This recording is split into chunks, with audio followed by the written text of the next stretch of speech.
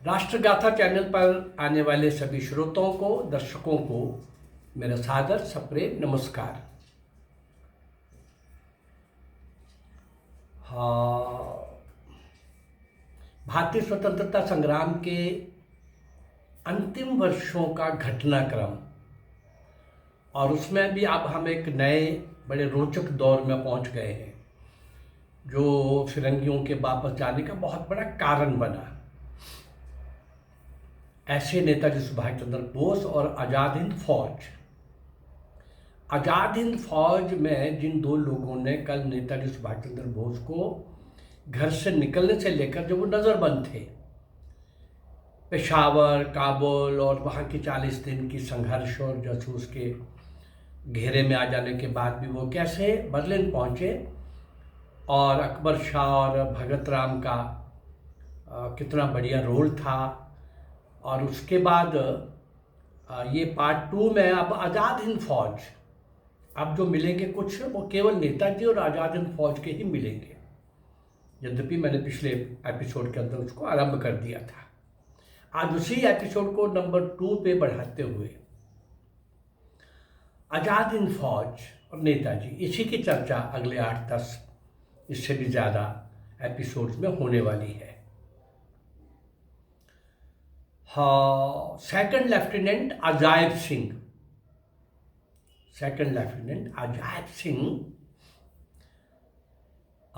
देखें जरा ये क्या कर रहे हैं आज़ाद हिंद फौज में।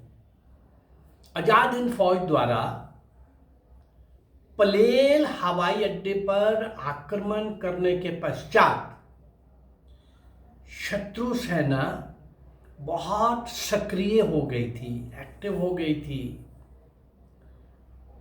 शत्रु सेना इतनी सक्रिय हो गई और आज़ाद हिंद फौज की चौकियों पर बड़े पैमाने पर आक्रमण करने शुरू कर दिए।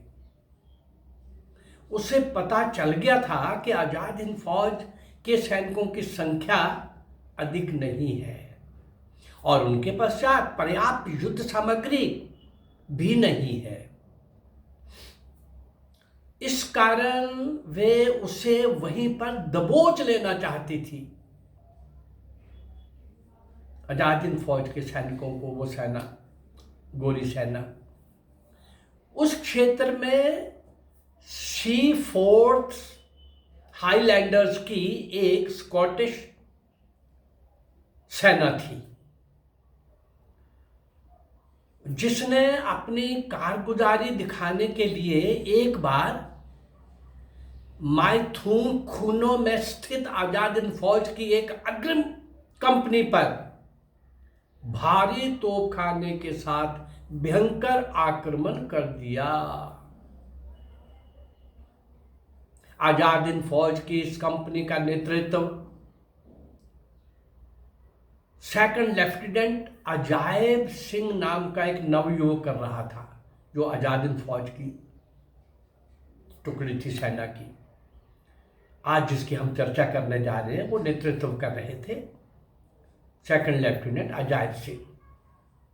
हाल ही में सिंगापुर स्थित ऑफिसर ट्रेनिंग स्कूल में फौजी प्रशिक्षण प्राप्त करके युद्ध के मोर्चे पर सीधा आगे थे।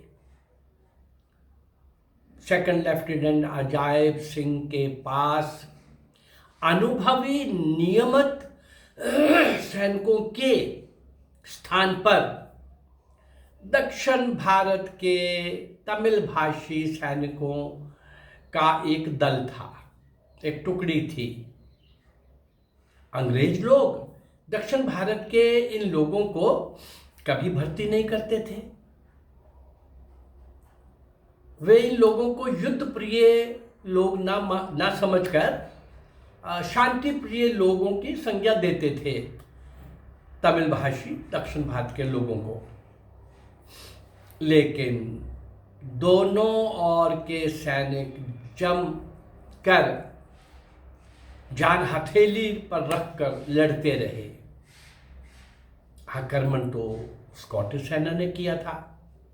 अब आक्रमण स्कॉटिश सेना ने किया था, इसलिए वह पराजित होकर लौटना नहीं चाहती थी।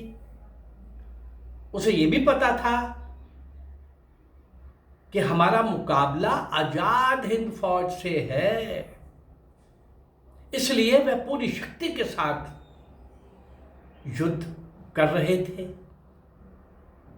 इधर गांधी ब्रिगेड के इस दल को, गांधी और नेहरू दो नाम आएंगे और भी कई महापुरुषों के नाम आएंगे, सुभाष का इन दोनों से पूरा मतभेद होने के बाद भी वो इन नामों के नाम पर भी रख रहे थे नाम, इसकी कभी चर्चा करेंगे। लेकिन एक ब्रिगेड का नाम था गांधी ब्रिगेड के इस दल को गोरे सैनिकों के साथ युद्ध करने का ये पहला अवसर था।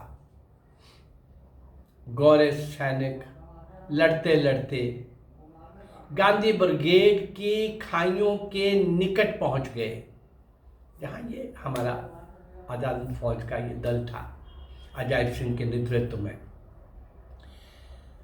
पर उन्हें मारकर भगा दिया गया स्कॉटिश सेना को।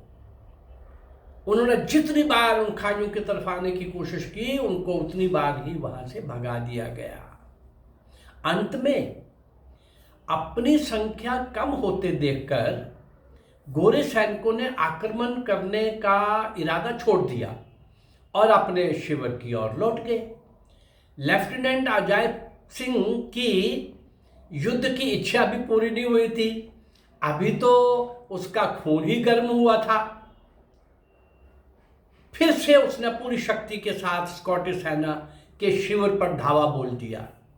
स्कॉटिश सेना के जो सैनिक धाराशायी हुए थे और जो घायल हुए थे, घायल अवस्था में पड़े थे, उन सब के हथियार छीनकर लेफ्टिनेंट अजायब सिंह के सैनिक टूट पड़े स्कॉटिश सेना के ऊपर। अब स्कॉटिश सेना खाइयों में घिर गई थी और आजाद हिंद फौज की सेना बाहर आ चुकी थी। लेफ्टिनेंट अजायब सिंह ने चुनौती के स्वर में स्कॉटिश सेना को ललकारा। क्या बोला?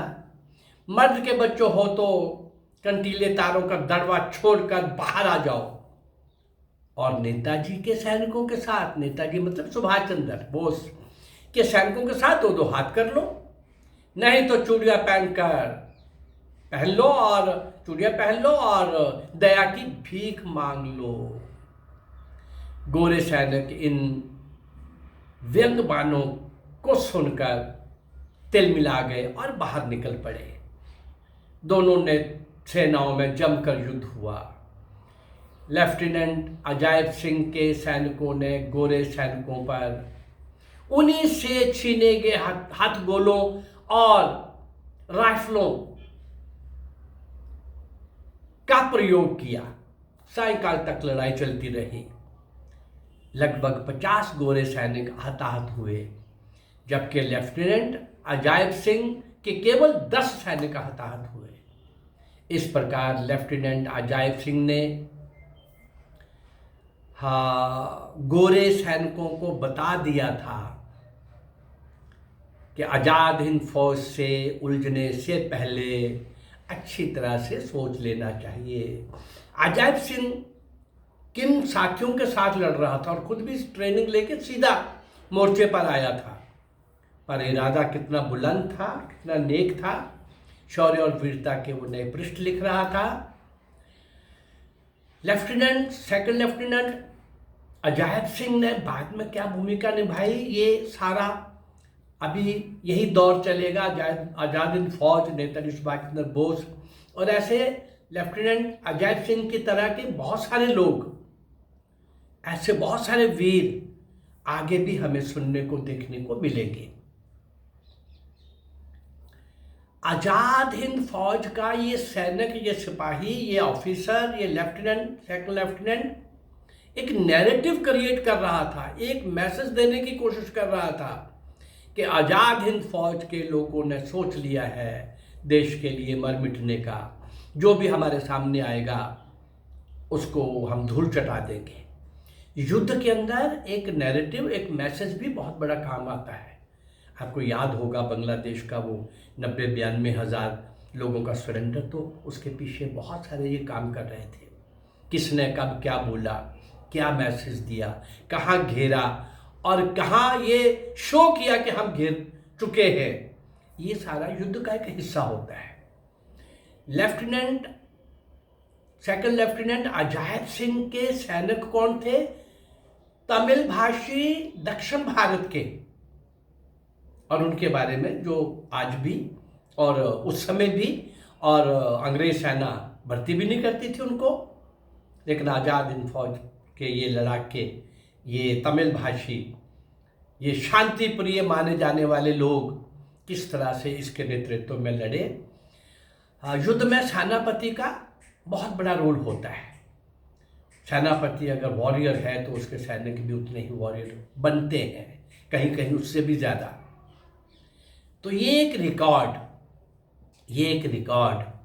अब केवल आपके सामने इतनी बात रखनी है कि अंग्रेजों का 15 अगस्त 1947 का आज़ादी इस देश को सौंपने का, डिलीवर करने का, ट्रांसफ़र करने का, कुछ भी शब्द कहिए, वो जो इमीडिएट कारण बना, आप देखेंगे कि आज़ाद हिंद फौज के इन कारनामों से ये कैसे कैसे विपरीत परिस्थितियों में लड़े, कैसे कैसे देश के लिए इतनी बड़ी सशक्त अंग्रेज सेना के साथ मुकाबला किया, और जो पकड़े गए, जो हार गए, जो वापस आ गए, वो भी, हालांकि उनके ऊपर केस भी चल रहे थे, बहुत कुछ हो रहा था, अत्याचार भी हो रहे थे, पर जो वापस भी आए उन्होंने घर आकर के शांतिपूर्वक बैठा नहीं।